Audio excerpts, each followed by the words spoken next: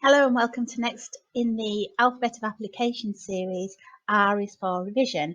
I'm Rebecca Riley, and in this video we're going to have a look at tools that you can share with your students to encourage them to develop good revision practice.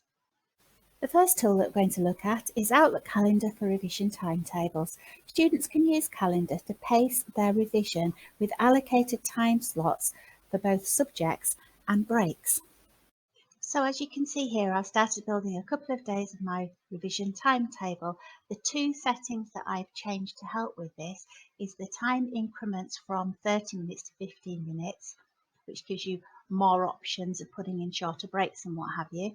And the other one is the notification timescale. Normally you're notified of an event in your calendar 15 minutes before, and I've changed it to on the start of the event, which means that you're not clock watching, but you just get a notification when it's time to stop revising and have a break, or stop having a break and start revising. Just going to add a new item in to show you a couple of other things. So we'll pop that into Wednesday, and we'll say we're going to have a look at geography.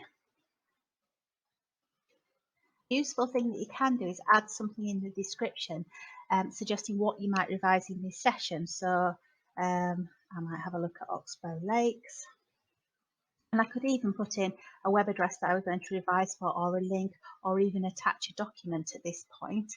I'm going to have a look in more options now, and that's where I can pick up the categories. This is where the colours are coming from. Select the category, or even add in new categories. And I can also make the meeting longer or shorter here. And that's it, another item added.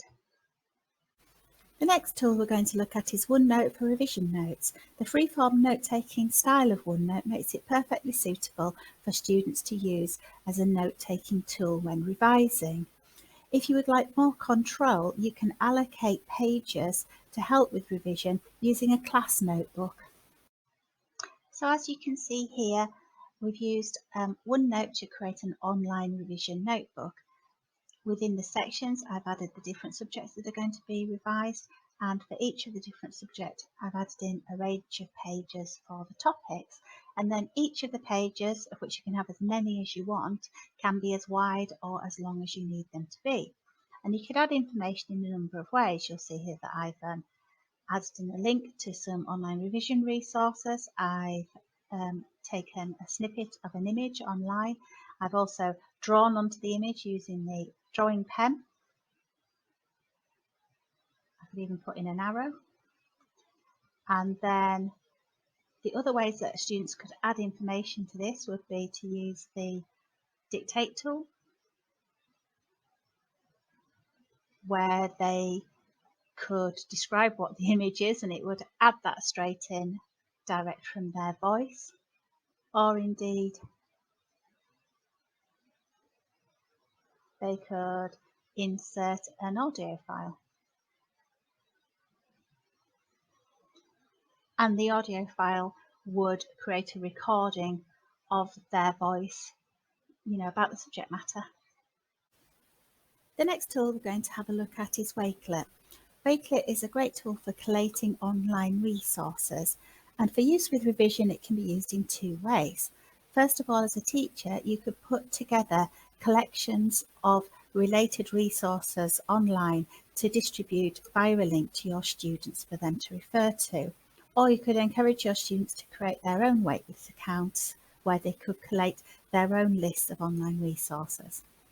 So here we are in Wakelet, and as you can see, I've created a new collection based on the topic of an inspector calls. So this could be a place where I as a tutor could collate resources from the internet, which I think might be useful for my students to use, and then just share them with them using a single web address. Let's add a new item. I'm already in editing mode, and I've found this good resource on the BBC that we might like to use. Copy the web address and then simply paste it into here, and it will add a new panel onto Wakelet with the new item in it, and it's as simple as that. If I click done, I should then be able to share the address with anybody I want to share it with, I can make it public or listed or private. Let's make it public, and then I can just copy an address and share that with my students. Final tool that we're going to have a look at is Quizlet, which is an interesting online quizzing tool which works on the basis of sets of flashcards which you can either use from their vast library of existing sets of cards, or you can create your own set. The sets of cards are made with a term and a corresponding definition and can be viewed in several ways. In flashcard mode, you can simply click on the card to see the definition and the term. If you view it in learn mode, then you are asked to choose the term from a multiple choice list after being given the definition. So,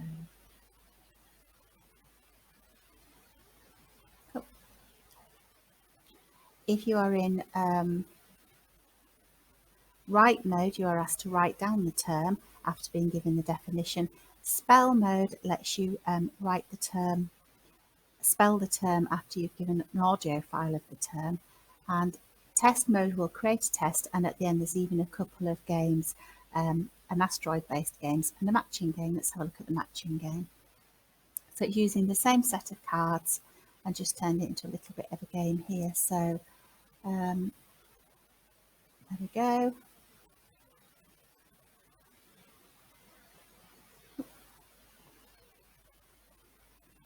There. So as you can see, they disappear as you choose them. The sets of cards are available from the search, and there's lots of sets of cards already in the system for you to just use, or you can create your own set of cards from the create option. I hope that you found something useful in this video that you can share with your students to aid their revision.